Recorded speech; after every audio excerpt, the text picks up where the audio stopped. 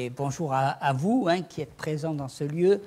C'est beaucoup de joie de se retrouver parce que ça faisait longtemps que je ne vous ai pas vu et dans mon cœur, eh bien, sachez que tous les jours, je vous ai porté à chacun et que la prière du juste est efficace et le Seigneur, eh bien, vous a gardé, nous a donné de nous téléphoner, d'être en contact les uns avec les autres et puis de sentir que eh bien, dans ce moment où on s'est retrouvé seul, livré à soi-même, eh bien, que l'Église, l'amour fraternel était là, présente, et qu'elle nous a accompagnés pendant tous ces jours et qu'elle nous a donné de triompher.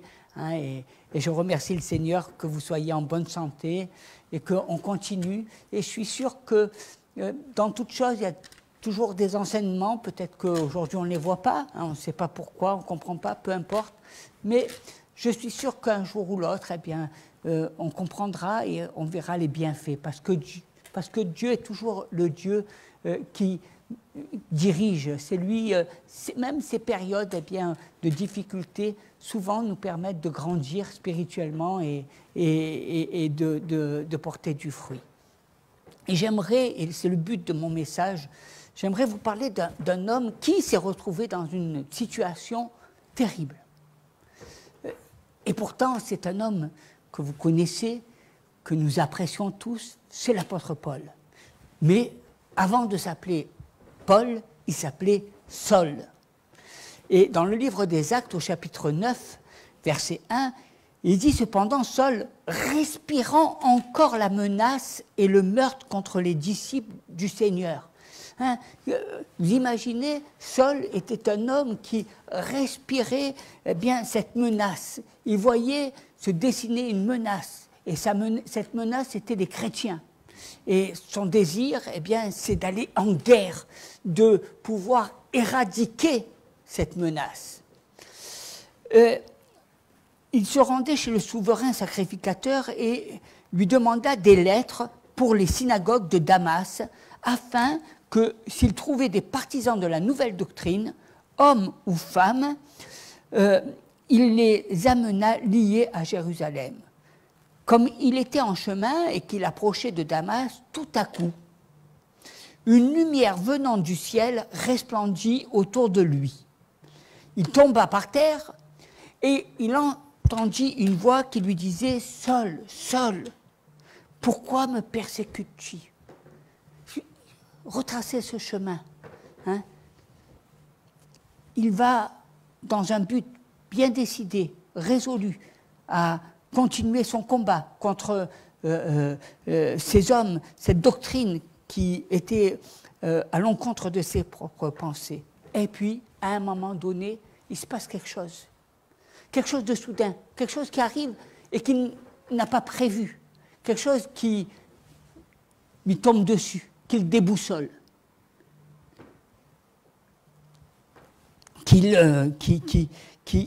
et il tombe par terre et il entend une voix qui lui dit « Saul, Saul, pourquoi me persécutes-tu » Il répondit « Qui es-tu, Seigneur » Et le Seigneur dit « Je suis Jésus, que tu persécutes. Il te sera dur de rejamber contre les aiguillons. » Tremblant et saisi d'effroi, il dit « Seigneur, que veux-tu que je fasse » Et le Seigneur lui dit « Lève-toi, entre dans la ville, et on te dira ce que tu dois faire. » Les hommes qui l'accompagnaient demeurèrent stupéfaits.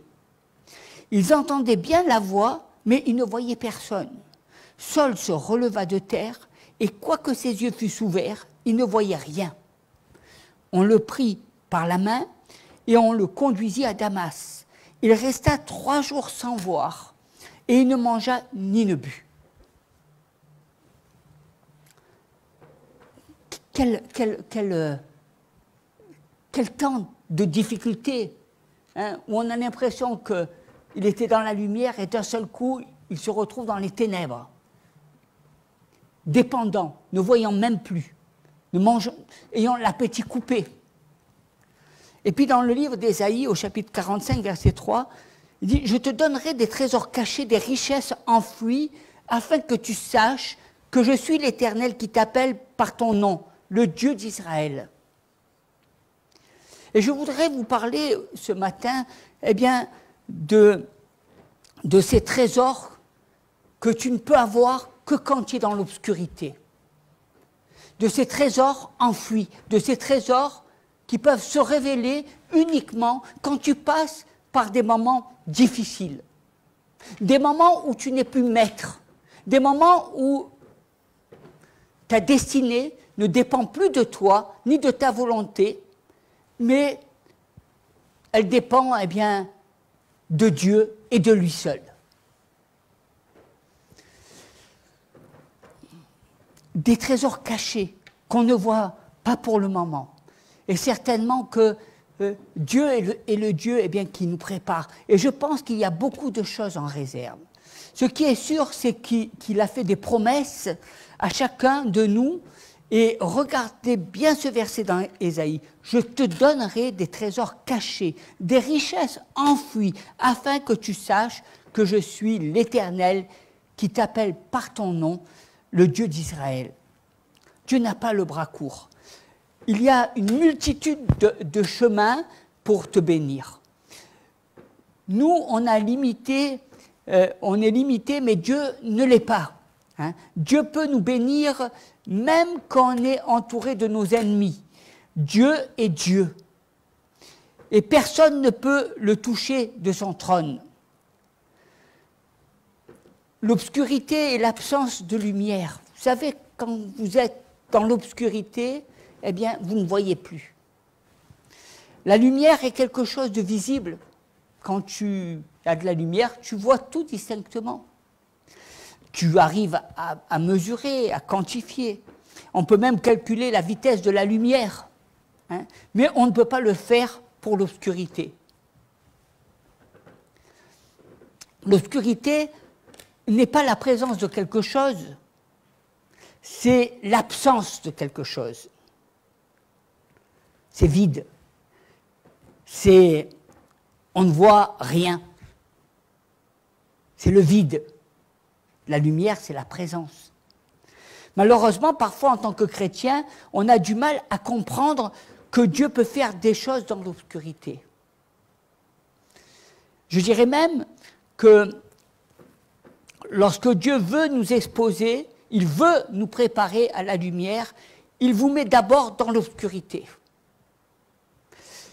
Et quand on veut développer et tirer des photos, eh bien, remarquez qu'on met les pellicules dans le noir d'abord, pour avoir l'image. Et je voudrais vous dire ce matin que peut-être que Dieu veut faire la même chose dans notre vie. Il y a une préparation. Et Dieu sait agir dans le noir, dans l'obscurité, dans les endroits qui sont sombres, dans la difficulté. C'est là où Dieu, eh bien, nous prépare. Regardez, et ça démarre au livre de la Genèse, au chapitre 1, verset 1. Au commencement, Dieu créa les cieux et la terre. La terre était informe et vide. Il y avait des ténèbres à la surface de l'abîme. Regardez ce que Dieu en a fait.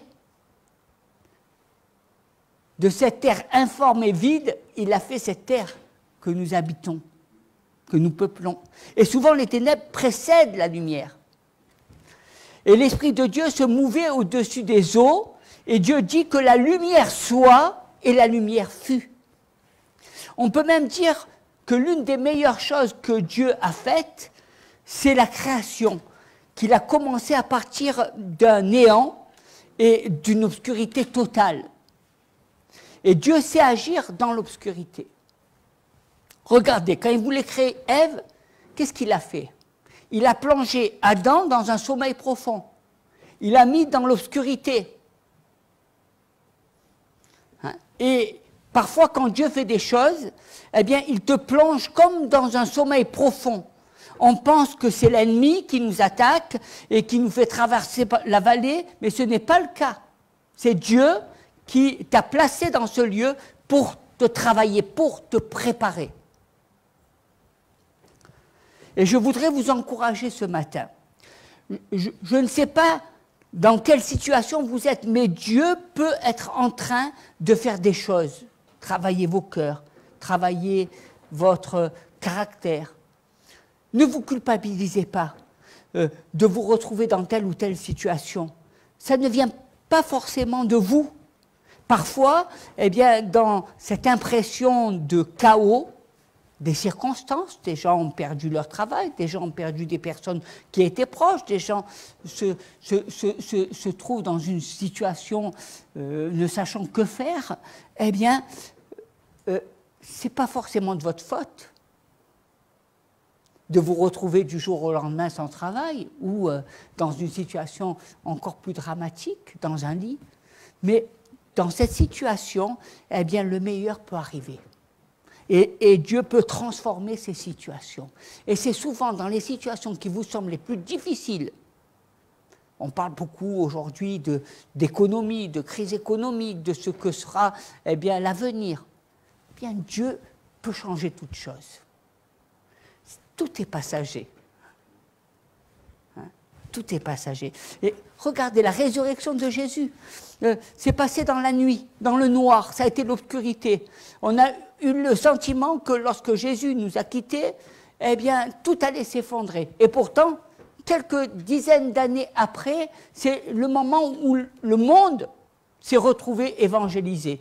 De Rome à Athènes, à Éphèse, à d'autres villes, eh bien, on connaissait le nom de Jésus, on connaissait la puissance de Christ et des milliers et des millions de personnes donnaient leur cœur à Jésus. C'est tellement facile de se décourager, de ne plus croire en nos rêves. Mais Dieu utilise ces zones d'ombre, elles font partie du plan divin de Dieu. C'est là. Des fois, tu te dis, mais je ne comprends pas, j'ai envie de... Je joue d'un instrument, je voudrais grandir, je voudrais amener eh bien, la louange sur toute cette face, et tu ne comprends pas, tu dis j'ai beau me débattre et j'y arrive pas, mais c'est souvent dans ces moments-là où Dieu travaille. C'est là où tu es dans l'atelier du potier.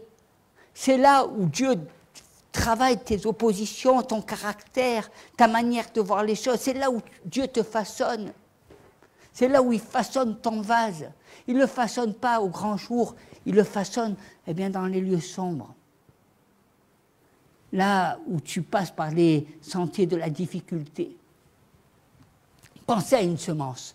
La semence peut germer à la lumière, mais elle ne sera pas longtemps comme ça, il faut la planter d'abord. Si tu ne plantes pas la semence, eh bien la plante ne peut pas pousser. Tu peux dire, mais c'est des plantes qui sont très belles, qui portent beaucoup de fruits, mais si tu ne plantes pas la semence, eh bien tu n'auras jamais d'arbre et tu n'auras jamais de fruits. Il faut que la semence, elle soit en terre. Et Jésus dira dans Jean, au chapitre 12, verset 24, « En vérité, je vous dis, si le grain de blé qui est tombé en terre ne meurt, il reste seul, mais s'il meurt, il porte beaucoup de fruits. » Mes amis, nous sommes tous conscients que notre chair est forte et que nous sommes bien souvent dominés par nos émotions, par nos désirs, par ce que nous souhaitons. Et nous sommes tous conscients que nous devons mourir à nous-mêmes. Nous devons eh bien, marcher dans la volonté de Dieu. Nous devons rechercher sa parole. Nous devons vivre, même pas la rechercher, la vivre. Une personne, quand on lui apprend un langage, il est français, il parle français. Il ne se pose pas la question. Dès son jeune âge, il est français. Tu es chrétien, tu es un enfant de Dieu, tu as reçu Jésus. Je vois trop de chrétiens qui disent « c'est difficile, je n'y arrive pas, peut-être un temps, peut-être... » Non. Souvent, il faut que tu passes par des moments difficiles pour que tu réagisses, pour que tu prennes conscience de ton identité, de qui tu es. Et il faut... Cette mort à soi-même, eh bien, qui n'est pas là pour t'avilir, mais qui est là pour te transformer, pour que tu deviennes encore plus fort, pour que tu laisses Dieu agir. Combien de fois nous voulons faire du bien et nous faisons du mal? Combien de fois nous pensons relever, aider des personnes à s'en sortir, alors que nous sommes eh bien, des instruments de leur propre perte, parce que nous ne laissons pas le Seigneur agir, parce que nous ne faisons pas confiance à Dieu. Nous avons besoin Nous avons besoin de dire, Seigneur, prends ma place. Agis dans le cœur de mes bien-aimés. Agis dans le cœur de mon époux. Agis dans le cœur, eh bien, de mes frères, de mes sœurs. Agis. On veut tellement être là. Alors que nous devons mourir pour laisser Dieu, eh bien, agir. Et afin que nous portions du bon fruit. Si tu as une semence mais que tu ne la plantes pas, eh bien, tu n'auras pas de récolte. C'est terrible. Vous savez, on croit tellement bien faire et beaucoup de fois on est découragé parce qu'on ne plante pas la semence, parce qu'on ne fait pas confiance. Alors qu'on pourrait porter beaucoup de beaux fruits, alors que si on laissait Dieu agir, il y aurait des choses formidables qui se passeraient. Mais on croit qu'on est indispensable. On croit que sans nous, eh bien, personne ne peut vivre. Mais tu n'es pas indispensable. C'est Dieu qui est indispensable. Tu ne peux pas remplacer Dieu. Tous tes efforts, tout ce que tu voudras faire ne pourra pas prendre la place de Dieu dans la vie d'une personne. Il n'y a que Dieu qui touche. Il n'y a que Dieu qui transforme. Il n'y a que Dieu qui élève. Le combat à la chair. Si tu ne plantes pas, si tu ne meurs pas toi-même. Mais si tu plantes, eh bien, si tu laisses Dieu, la plante est magnifique et les fruits sont très bons. Mais si la semence n'est pas mise en terre d'abord, eh bien, il n'y aura rien. Il faut toujours ce même processus. Vous savez, le processus, quand vous contemplez la nature, quand vous regardez aux choses de la terre, les choses ce sont des processus. Si tu changes ces processus, tu vas transformer eh bien, la qualité de vie, tu vas transformer, tu vas détruire même ce que Dieu voulait. On parle beaucoup de réchauffement climatique, on parle de pollution, parce qu'on a voulu transformer, apporter d'autres processus, d'autres cycles. Mais si nous suivons les cycles de Dieu, alors on porte du bon fruit. On porte du bon fruit. Et il faut toujours ce processus. C'est comme ça que la plante va se développer et produire du bon fruit. Et le problème, c'est que beaucoup de gens veulent des fruits sans passer par le procédé. Je veux être béni, je veux... mais je veux que tu bénisses, je veux que tu guérisses. Mais ils ne veulent pas être mis en terre. Hein? Bénis mon travail, bénis mes enfants, bénis. Mais moi, je ne veux pas être mis en terre. Il faut que je rentre en terre, il faut que je meure à moi-même pour que le fruit...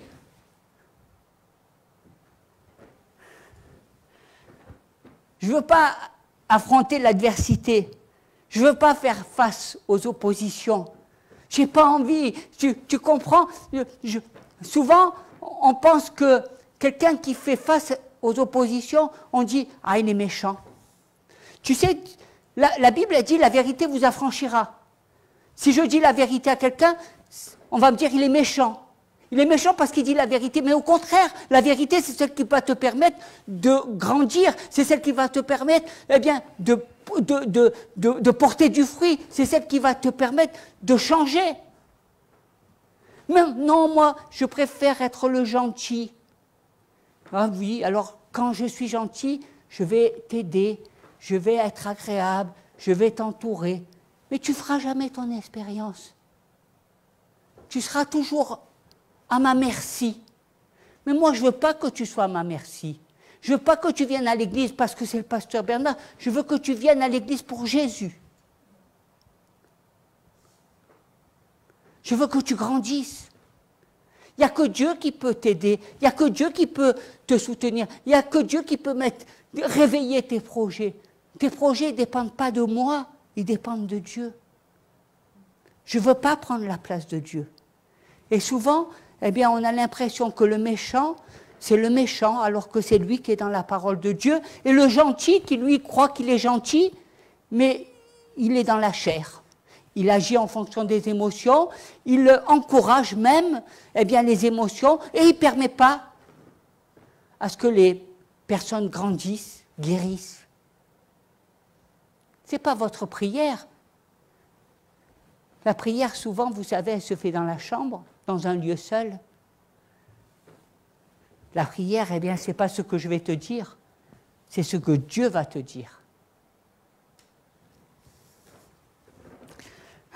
Et c'est important. Et sans les zones d'ombre, eh bien, ton potentiel ne pourra pas être pleinement mis à jour. Les semences ne peuvent se développer sans être plantées. Je suis sûr que si vous pouvez demander aux semences si elles voulaient aller dans la terre, elles diraient non, non, je ne veux pas aller dans la zone d'ombre, je ne veux pas aller dans la terre, je ne veux pas que les gens me marchent dessus et me piétinent du matin jusqu'au soir. De la même façon, il y a des semences en toi.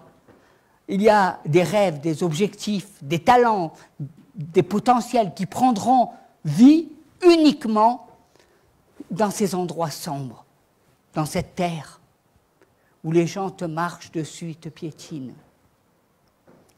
Et si vous étudiez les Écritures, vous verrez que beaucoup de personnes, eh bien, qui ont fait des choses significatives pour Dieu, sont passés par des zones d'ombre.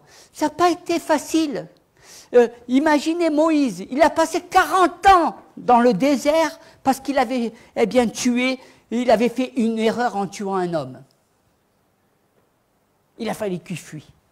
Mais vous savez, pendant ces 40 ans de désert, là où il avait tout perdu, il avait perdu la richesse, il avait perdu l'intelligence, il avait perdu tout, eh bien c'est là où Dieu a pu travailler. Et c'est là où Dieu l'a préparé, eh bien, à développer son potentiel, la patience, l'humilité, la confiance. C'est là où Dieu te travaille. C'est pas, tu sais combien il y a de personnes qui sont devenues des stars du jour au lendemain, et puis ils se sont cassés les ailes en plein vol, parce qu'ils n'étaient pas travaillés, ils n'avaient pas d'humilité, ils n'avaient pas de sagesse, ils étaient remplis d'orgueil. Dieu n'utilise pas des hommes orgueilleux, il utilise eh bien, des hommes humbles. Il est passé par le creuset. Vous imaginez, du jour au lendemain, vous êtes dans la cour royale de Pharaon, vous avez tous les honneurs, une mère qui vous aime et qui voudrait décrocher la lune pour vous. Et il se retrouve du jour au lendemain, eh bien, dans le désert, avec les scorpions.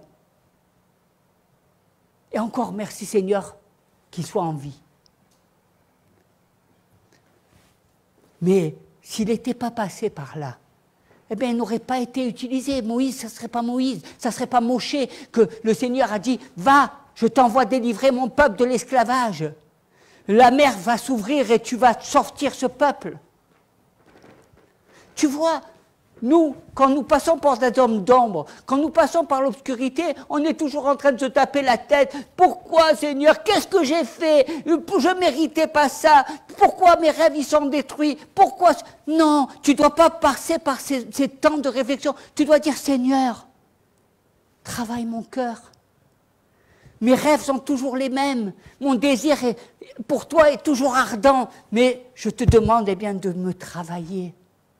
Travaille mon caractère. Peut-être qu'il y a des choses que tu as besoin de façonner. Peut-être que j'ai de l'orgueil. Peut-être que j'ai des choses qui ont besoin d'être transformées. Peut-être. Je te laisse agir. Mais je sais que mes rêves sont toujours mes rêves parce que c'est toi qui me les as donnés. Les rêves ne meurent pas. C'est toi qui fais mourir les rêves. Parce que tu ne veux pas, eh bien, être cette graine qui va en terre et qui passe par ces temps. Les zones d'hommes sont prérequises pour que tu puisses accomplir ta destinée. Vous savez, Esther était une fille orpheline, une jeune fille dont les parents sont morts.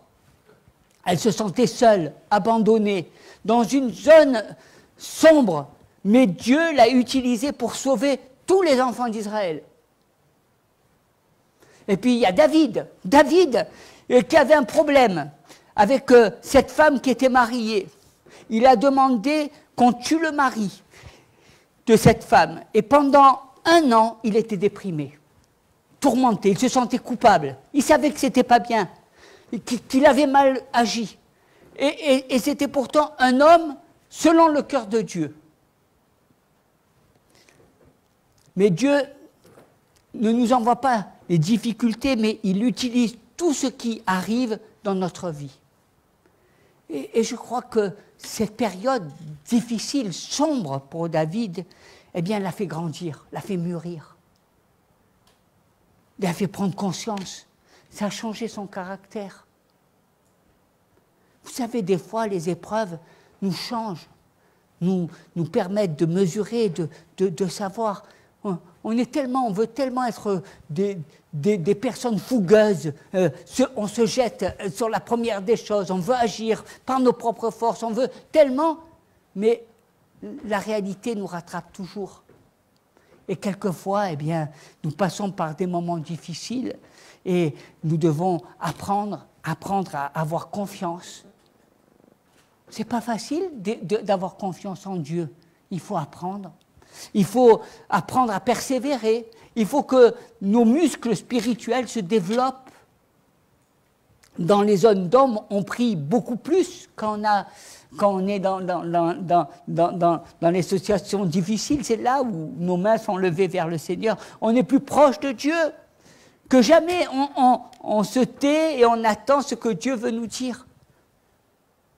Vous n'avez pas remarqué, quand tout va bien, on ne prie pas. Mais quand on est dans la difficulté, Seigneur, pourquoi? Qu'est-ce qui se passe? Dis-moi. Dans ces zones d'ombre, on réévalue les priorités. On passe du temps avec les personnes que nous aimons. On a une nouvelle appréciation des choses. On voit les choses avec un autre regard. Vous savez, cette période nous a fait mûrir, nous a fait grandir. Elle nous montre des choses que nous ne voyions pas, qui faisaient partie de notre quotidien mais que nous ne voyions pas. L'amour fraternel devient plus fort parce que nous prenons conscience de cette unité du corps de Christ. Et il a fallu passer des fois par des temps de séparation pour nous rendre compte que nous avons besoin, que c'est très important pour chacun de nous revoir et de partager cet amour. Parce que c'est cet amour qui nous unit, cet amour de Dieu. Peu importe le nombre, ce qui est important, c'est que dans chaque famille, il y ait cet amour, l'amour de Christ.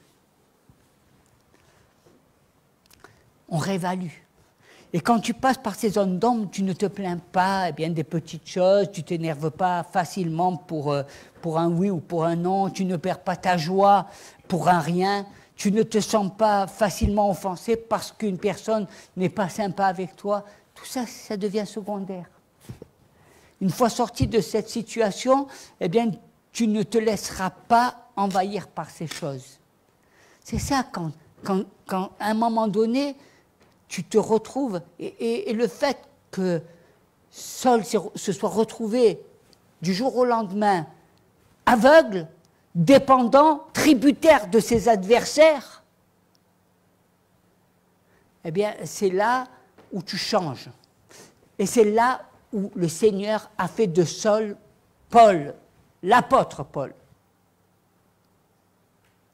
C'est là où il a pu le faire rentrer dans sa destinée.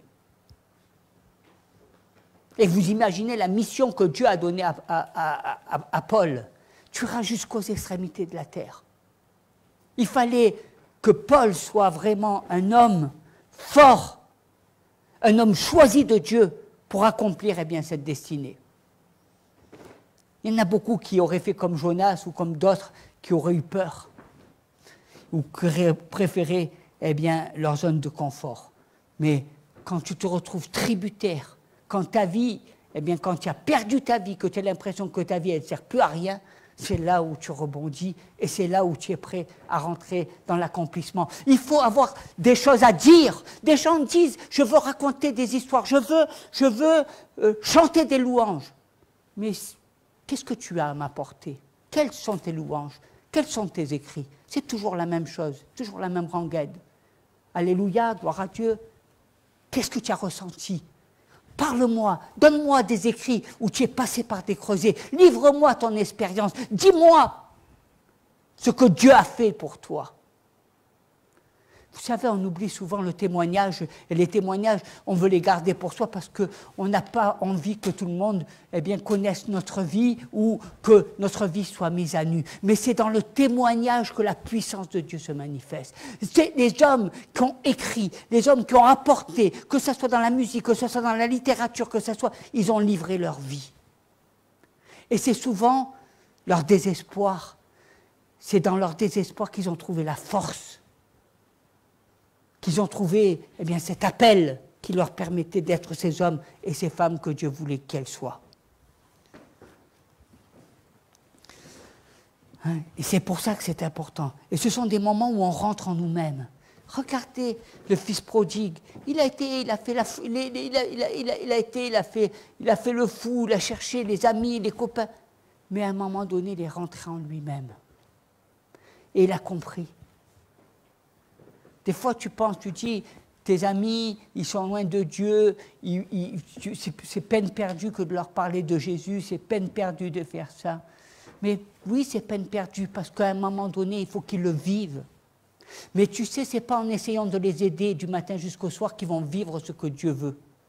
Bien au contraire, tu peux même contrecarrer la volonté de Dieu. Parce que tu empêches Dieu d'agir. Tu crois bien faire et tu agis mal. Laisse Dieu agir. Tu sais, il faut que des fois les personnes elles tombent en bas pour qu'elles puissent se relever, pour que Dieu puisse accomplir le travail.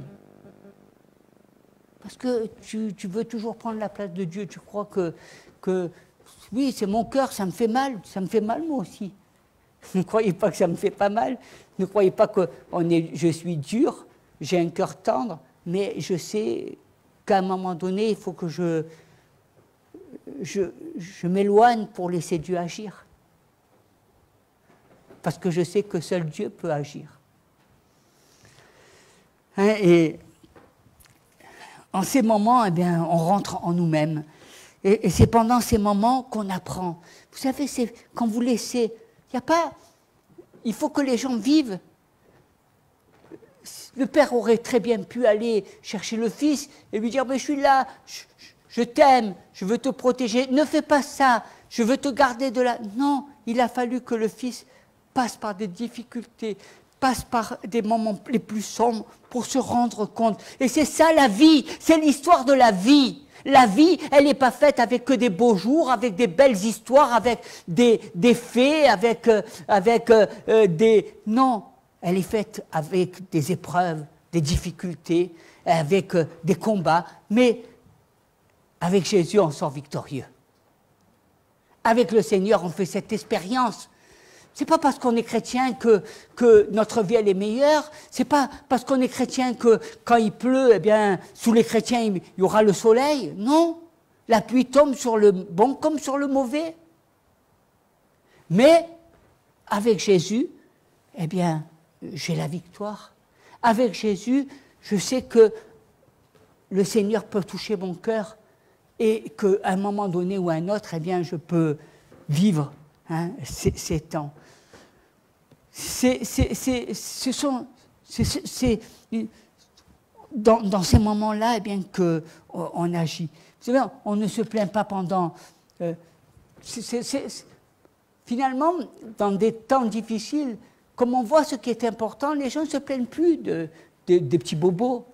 Hein? Ils ne sont pas là à dire... ils ne regardent plus les choses avec le même regard. Parce que quand tu as tout perdu, quand tu sais que tu te bats pour ta vie, c'est là où tu vois les choses importantes, où tu vois les priorités, où tu vois... Vous savez comment souvent, je dis, on agit comme des enfants capricieux. Et c'est vrai. On est tous comme des mômes, tu m'as fait ça, je fais ci, pourquoi pas, si tu as fait ça, moi je vais faire la même chose, et pourquoi toi tu le fais, pourquoi... Des enfants, des gosses, des... Mais quand on réalise les choses prennent une autre tournure, on réfléchit d'une autre manière. Et tu ne peux pas atteindre ton plus haut potentiel en étant tout le temps dans la lumière. Tu sais, il faut savoir que nous passerons tous par des adversités, par des problèmes, des fois qui ne dépendent pas de nous. Hein, quand il te tombe une pandémie, quand il te tombe... Tu n'as rien fait pour, mais ça arrive et ça te tombe dessus. et ça peut avoir des effets sur ta vie. Et ça peut agir. Mais vous avez, regardez, quand David était adolescent, il voulait sortir avec ses copains, il voulait faire la fête, mais il devait s'occuper des brebis de son père. Et mois après mois, il était seul. Il n'avait personne avec qui parler. On aurait dit que c'était impossible qu'il accomplisse ses rêves. Comment? Tu allais devenir roi d'Israël, toi qui es un simple berger. Tu n'es même pas dans le monde, tu n'es même pas dans la société. Les gens qui sortent, on les voit dans les bars, on les voit à la télévision, on les voit de partout. Lui, il était dans l'obscurité. David était dans l'ombre. Il gardait les chèvres. Hein? Pense bien qu'il aurait certainement eu envie d'être comme les autres, d'être comme ses frères. Bon, ils étaient des soldats, et on les voyait, ils étaient beaux, ils étaient adulés par les filles.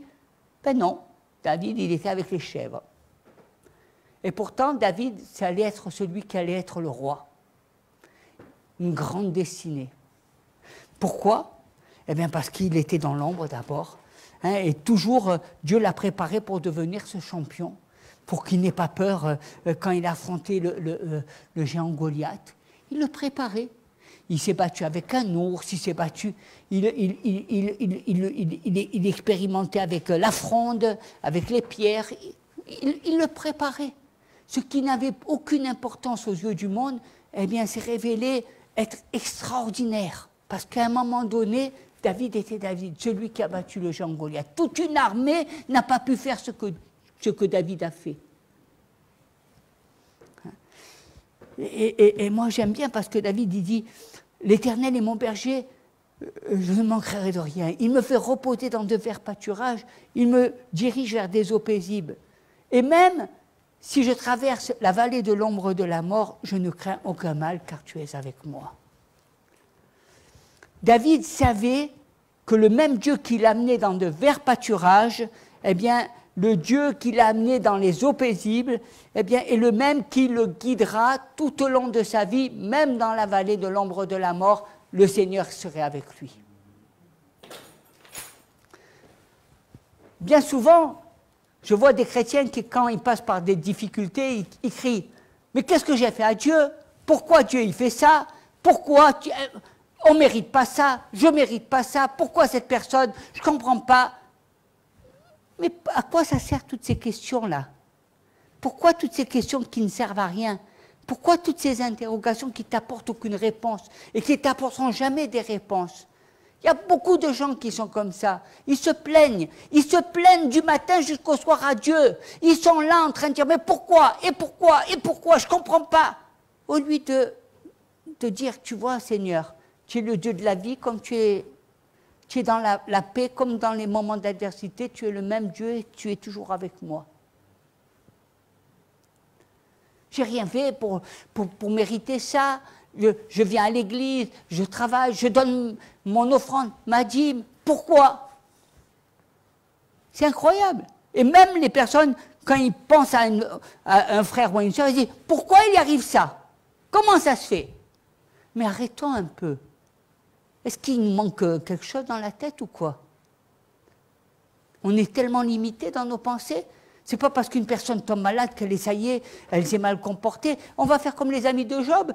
Job, si c'était pas Job, eh bien, Dieu a dit, j'aurais tué tes amis. Arrêtons de nous mettre en colère contre Dieu. Au contraire, Dieu est Dieu. Il est le Dieu du vert pâturage, comme il est le Dieu, eh bien, de la vallée. Et ne voyons pas des ennemis de partout. Vous savez, ces difficultés sont là pour nous transformer, pour nous changer, pour changer notre caractère, pour faire de nous, eh bien, quelqu'un de mieux. Et David savait ces choses-là. Hein, il connaissait les verts pâturages. Et bien souvent, eh bien, même la foi commence quand on a la sensation que Dieu ne répond pas. Quand vous avez l'impression que ça ne marche pas, c'est là où vous avez une foi grande, parce que vous ne pouvez que vous accrocher. Parce que on va crier, je vais chercher de l'aide, je vais crier à un frère, à une sœur. Hein. Mais ce n'est pas l'aide des frères et des sœurs qui va m'aider. À un moment donné, je prends conscience qu'il n'y a que Dieu qui peut m'aider.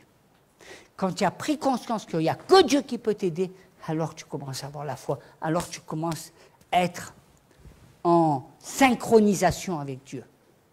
Pour être synchronisé avec Dieu, il faut que tu sois sur la même longueur d'onde. Tu ne peux pas être synchronisé avec Dieu si tu vis dans des longueurs d'onde différentes. Tu ne peux pas t'entendre avec Dieu si tu n'es pas dans le même diapason. Ce n'est pas en lui disant « Pourquoi tu as fait ça ? Je ne mérite pas ça. » Ou « Ce que tu m'as donné comme rêve, ça ne se passera jamais » que tu vas être en synchronisation. C'est quand tu commences à te synchroniser sur Dieu que là, eh bien, ta foi grandit. C'est là où tu vois eh bien, le bon berger.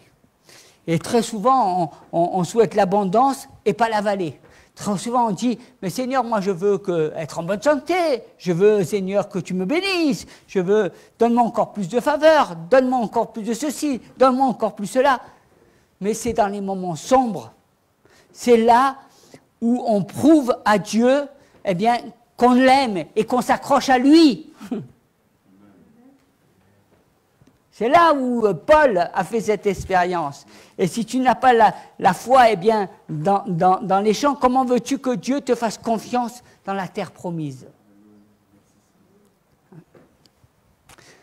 C'est pourquoi cette situation eh bien, nous arrive bien souvent. Hein, parce qu'on bien sûr qu'on ne veut pas être malade, bien sûr qu'on ne veut pas qu'il arrive ces choses. Mais si ces choses arrivent, eh bien, je m'accroche à Dieu. Je laisse Dieu faire. Je laisse Dieu agir. Et je veux dire, vous savez, ça ne sert à rien d'être une maman poule. Il y a des mamans, c'est bientôt la fête des mamans. Ce n'est pas parce que tu vas être une poule et que tu vas être du matin jusqu'au soir sur la tête de tes enfants que tu vas les faire grandir. Au contraire, tu en feras des handicapés. C'est pareil. Laisse Dieu agir. Fais confiance à Dieu. C'est en faisant confiance à Dieu que les situations changent. Vous savez, je suis un homme de Dieu. Et la plupart du temps, eh bien, je reçois des appels téléphoniques ou des témoignages de personnes. Et les gens me disent, tu vois, eh bien, cette personne, il se droguait, j'ai prié, on a changé, et Dieu a transformé cette vie. Ils ne disent pas, j'ai voulu prendre le contrôle de cette vie, j'ai fait ci, j'ai appelé la terre et la mer pour le changer. Non. C'était dans l'ombre. Et parce qu'on ne peut pas remplacer, il faut que la graine tombe dans la terre. Dieu aime les gens qui sont malades. Dieu aime les personnes que tu aimes. Dieu les aime plus que toi. Il aime ton enfant plus que toi. Il aime tes parents plus que toi. Il aime. Il nous aime. Nous, on croit que si on n'est pas là, c'est la fin du monde. Mais non, c'est Dieu. Et Dieu nous aime. Et Dieu t'aime. Et il aime ce que tu aimes. Et il prend soin d'eux. Faire confiance à Dieu. Accepte que dans ta vie, eh bien, tu passes par ce processus. Parce que sans ce processus, tu ne porteras pas du bon fruit. Sans ce processus, tu sais, ta vie, elle sera cyclique. C'est-à-dire que tu vas aider, tu vas te sentir bien un moment, et ça va repartir, et ça va repartir, et ça va repartir. Et toute ta vie, ça va être ça. Et toute la vie, et la vie de tes bien-aimés, eh bien, sera toujours pareille. Parce que tu n'as pas compris qu'il n'y a qu'un seul processus. C'est de mourir à soi-même. La mort à soi, eh bien, amène la vie, amène la résurrection, amène, eh bien, toutes ces choses. Et c'est ce que Dieu fait. Et je crois que dans ces temps, eh bien, que nous avons vécu, eh bien, Dieu nous invite. Hein, il nous invite à planter cette graine, à savoir qu'il faut arrêter de faire des compromis. Il faut arrêter toujours de se dire je me la joue bon chrétien.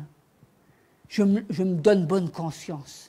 Vous savez, dans la Bible, il n'y a pas de condamnation pour celui qui est en Christ. Dieu n'est pas le Dieu de la conscience des hommes.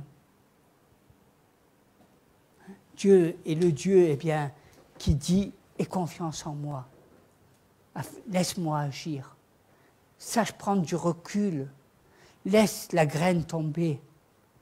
Vous savez, si un agriculteur, quand il pose ses graines, il faut qu'il fasse confiance. Il peut y avoir la gel, il peut y avoir des récoltes complètement bousillées, mais il fait confiance quand même. Et en faisant confiance, malgré les luttes, malgré les combats, malgré les intempéries, il continue. Et il a la victoire. Toi aussi, tu peux avoir la victoire. Toi aussi, tu peux atteindre tes rêves. Toi aussi, tu peux aller là où Dieu veut t'amener. Mais il faut savoir, mourir à toi-même. Mets cette graine, cette semence, dans la terre. Alléluia. On va s'incliner dans la prière, si vous le voulez bien. Alléluia.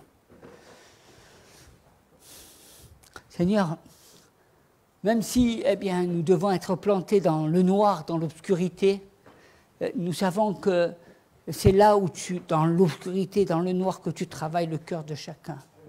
Seigneur, dans ces lieux sombres, c'est là où tu travailles mon cœur, c'est là où tu travailles mon caractère, c'est là où tu me façonnes.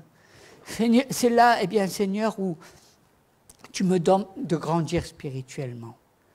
Seigneur, même si nous ne voulons pas aller dans ces lieux sombres parce que nous ne voulons pas tomber par la maladie, nous ne voulons pas aller dans la terre, mais nous savons que ces épreuves sont là pour notre croissance spirituelle, pour notre maturité, pour apprendre à te faire confiance, voir clair en nous-mêmes, ne pas vouloir prendre ta place, te laisser agir pleinement, parce que Seigneur, c'est toi qui es Dieu. Et il n'y a que toi qui peux apporter la joie, le bonheur à une personne, même à ceux que nous aimons, même aux gens qui sont le plus proches de nous. Nous ne sommes pas là, il n'y a que toi qui peux agir. Il n'y a que toi qui peux mettre le bonheur. Un bonheur qui n'est pas le bonheur des hommes, parce que le bonheur des hommes, il va durer un jour, un mois, une semaine, et chasser le naturel, il revient au galop. Mais le bonheur de Dieu, il demeure, et il demeure éternellement. Le bonheur de Dieu fait que chaque graine rentre dans sa destinée. Chaque graine qui est semée va porter du fruit, et du bon fruit. Et elle va rentrer dans ce que Dieu a prévu pour elle. Et elle va elle va rentrer dans cette destinée, elle va rentrer dans ce que Dieu a. Peut-être que tu ne seras pas dans ce tableau. Peut-être que toi, tu ne feras pas partie de ce tableau, de ces fruits. Mais ce n'est pas important. Ce qui est important, c'est que chacun soit heureux et soit dans sa destinée. Ne soyons pas indispensables là où nous ne sommes pas indispensables. Mais soyons, nous aussi, portons du fruit là où Dieu veut que nous portons du fruit. Souvent, nous voulons aller dans le terrain du voisin au lieu de regarder dans notre propre vie. Et c'est au travers de nos vies que nous pouvons porter du fruit. Soyez bénis au nom de Jésus. Amen.